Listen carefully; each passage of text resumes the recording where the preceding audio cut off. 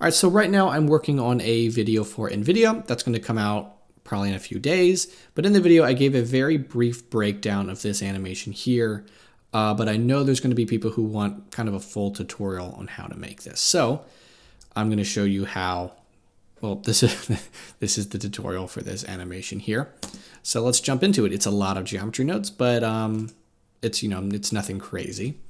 If you've seen the channel for a while, there's probably a couple steps that you already know how to do. But again, I know a lot of people ask for full tutorials and stuff that I do quick breakdowns on. So here you guys go. So first we did lay out the plane. So I'm going to hit S5 and pop that in there. And then we're going to go ahead and make that material.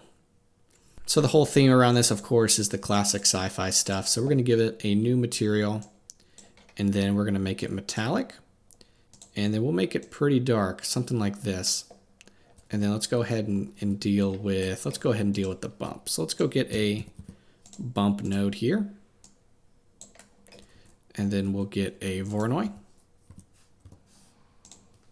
I believe Node Wrangler, yes, we have that. So if you have the Node Wrangler add-on enabled, go ahead and hit Control-T on that Voronoi and plug the distance into the height. So now we have this kind of ugliness. We're going to go here to Manhattan, and then we're going to bring that scale down, and then bring that strength down a little bit till it looks a little bit better. And then I think we're going to need to invert it. Yeah, there we go. So a little invert.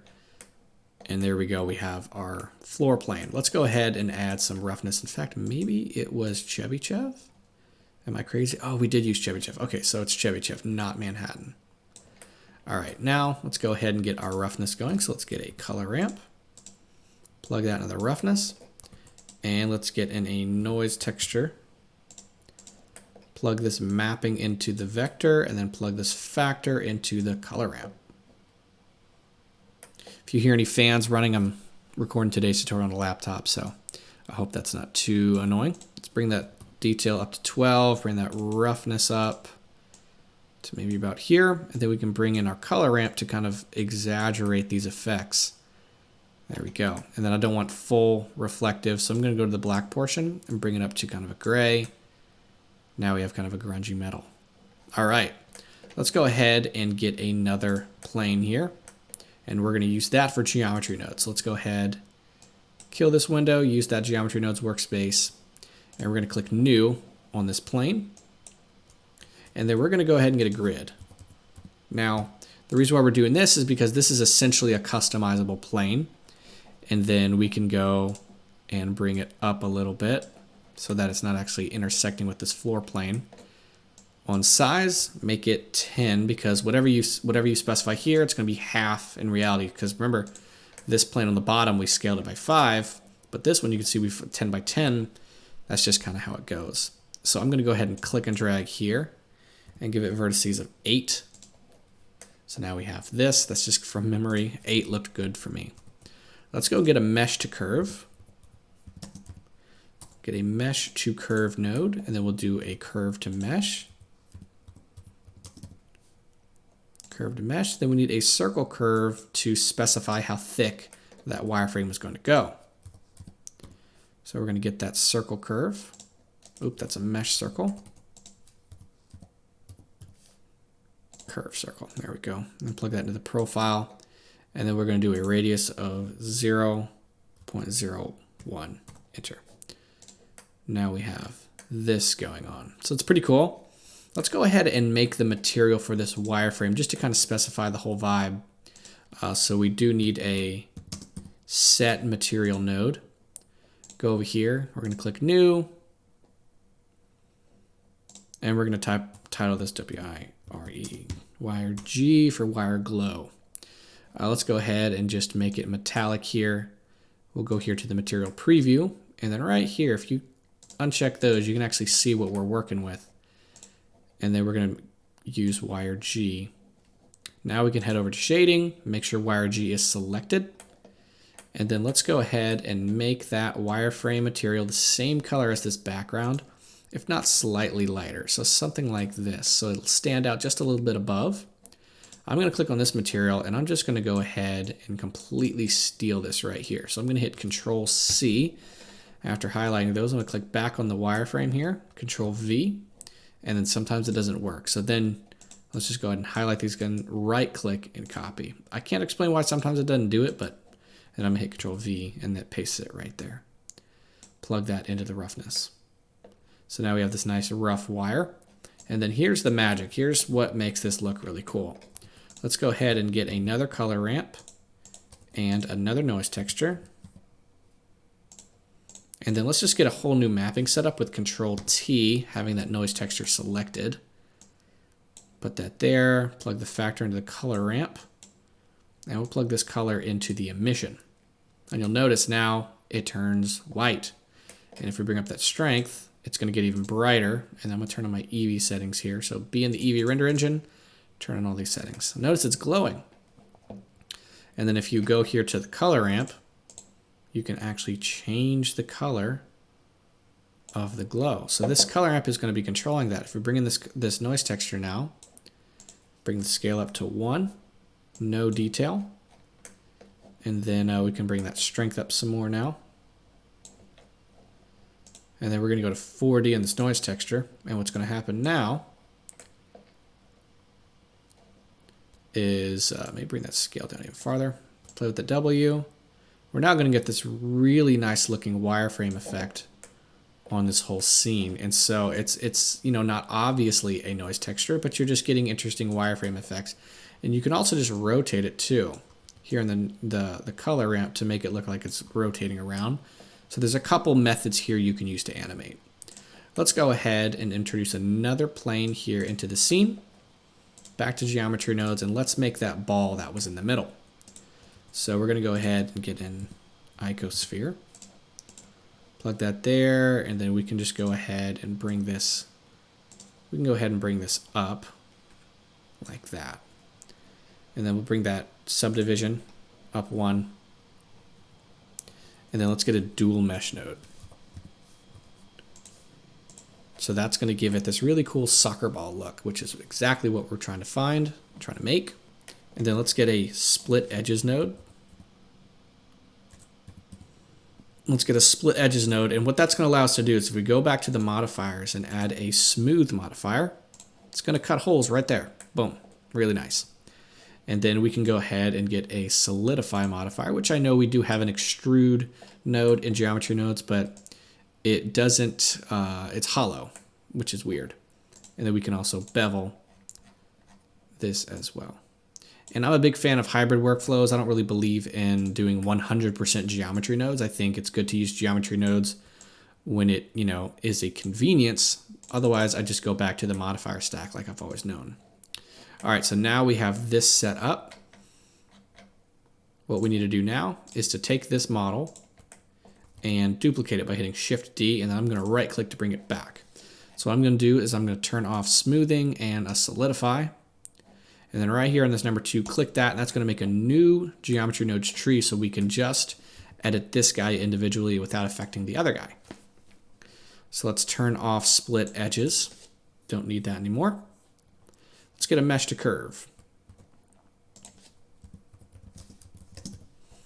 Mesh to curve. And then we'll do another curve to mesh. So we're just making another wireframe like we did originally.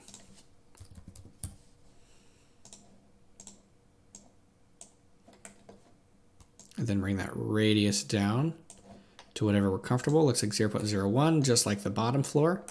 And now we have this. Let's do a set material.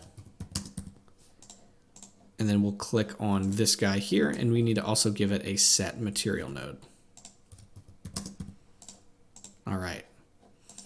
Now we have these two things going on. Let's go ahead and shade them, and then we'll get to the animation portion of this tutorial. So with this model selected, let's give it a new material. We'll call it Hex. Hit enter, and then now let's click on the wireframe, new, and then let's just call this wire G2. I can't remember what I named the last one. All right. Yes, good thing we called it 2. Wire G2, this one, call it Hex. Now we can head over to shading and shade these guys to kind of wrap around and finish off this whole thing. Now I do want to note, if you want to see the original project file for this tutorial, you can get it now. It is in the Patreon feed. So let's go to shading and let's do hex first.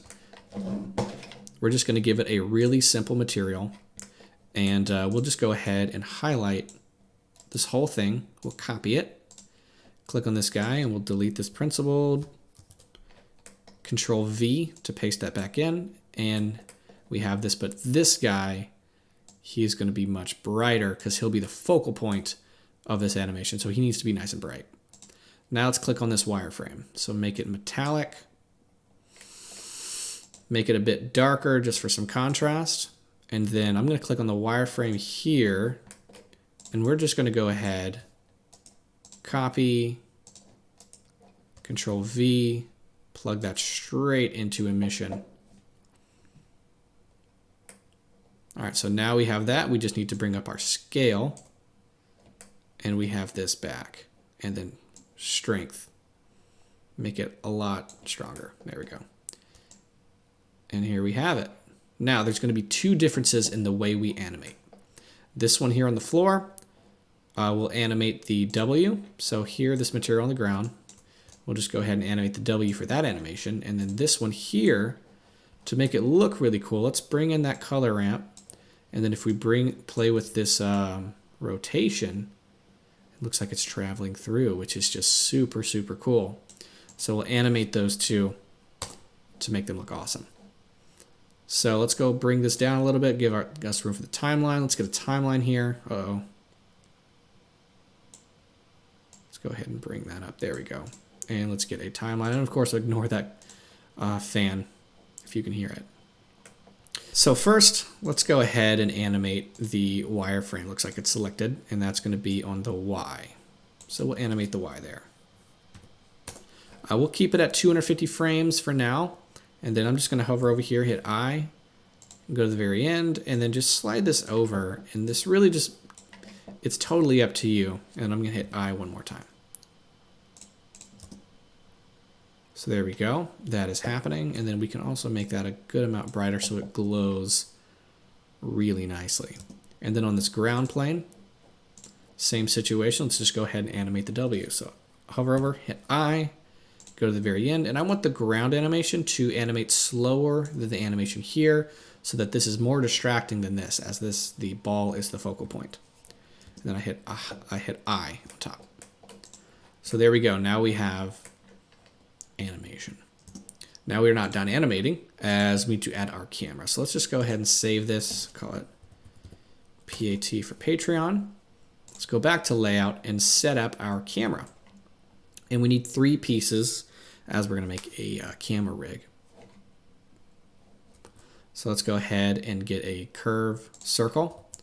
Let's get a camera, and let's also get an empty plane axis. So here on the camera, we'll go to the constraints and do a follow path and choose the Bezier circle. And then I'm gonna hit S and bring it out. Hopefully my camera is attached, which it is. Bring it up. Now we can see the camera's attached. And then we need to do one more thing. We need to be able to point the camera because it's just relatively annoying. And we're gonna be moving this around. So we need the camera to be able to have some control. So let's go add another constraint, a track 2. Track 2, empty. And so now, if you move around that plane axis that we added, the empty, if I can click on it here, notice the camera follows it. That is the point. And then we'll just put that here in the middle. So now if I hit 0, go to my camera view, and then I just bring my circle up, this is what we're working with. So I'm going to go ahead and control it. So I'm going to move my circle above this first as our first bit of animation. Now it's important to note, go to your preferences here. In animation, let's go ahead and switch to Bezier. I was at linear, let's go to Bezier. So first thing we're going to do is we're going to animate this way. So all you have to do is hover over and hit I. I'm going to bring this up so we can see our camera. See our timeline. Hover over that, hit I. And then we're just going to bring it over like this, and then hit. And then let's make it maybe about this long here. We're just going to kind of eyeball it. And let's bring it over. And then hit I. So now we have this animation. Now let's go ahead. Now let's go ahead and bring the timeline back over here and bring it down like this. And then hit I. Last thing we're going to do is click on the Bezier circle here in the up here, and we're going to rotate the Z axis. So let's start over here. Hit I, go to here, and then just type in 0. Sorry, that's an O. There we go, that's 0. And we'll do this. So now if we look at the animation, it's a bit of a rough version of what I made. And then what I'm going to do is I'm just going to scale my plane out until it fills that scene here. And then let's just look at the material preview, see what we're working with.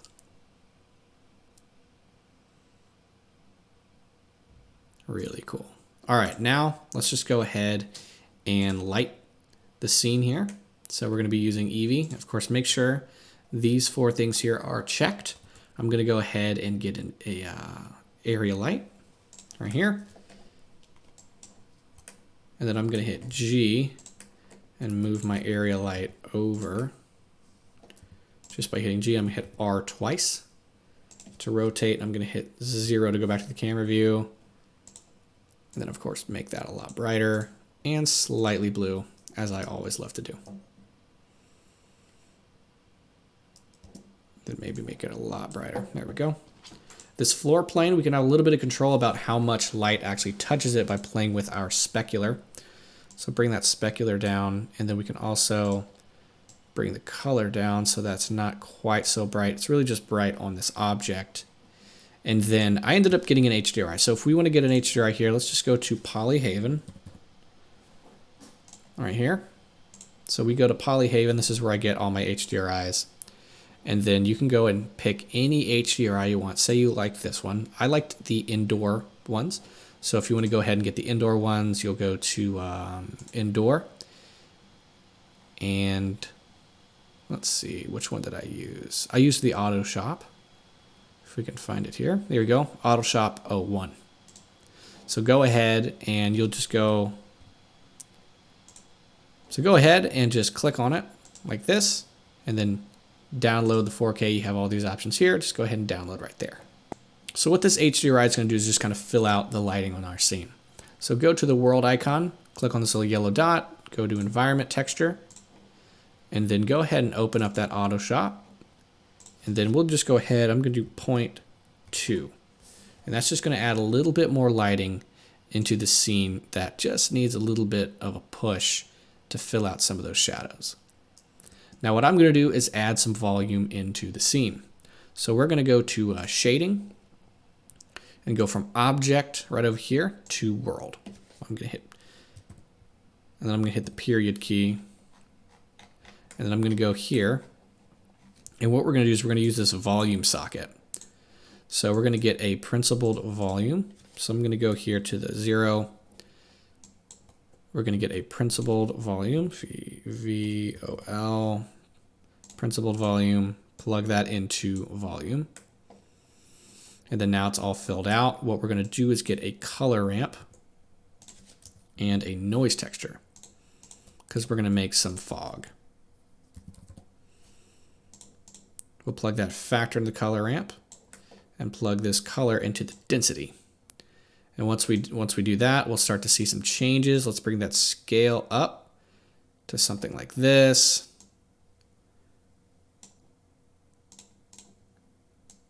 Maybe bring it down. This part is really up to your preference here. And then now if we go to the layout,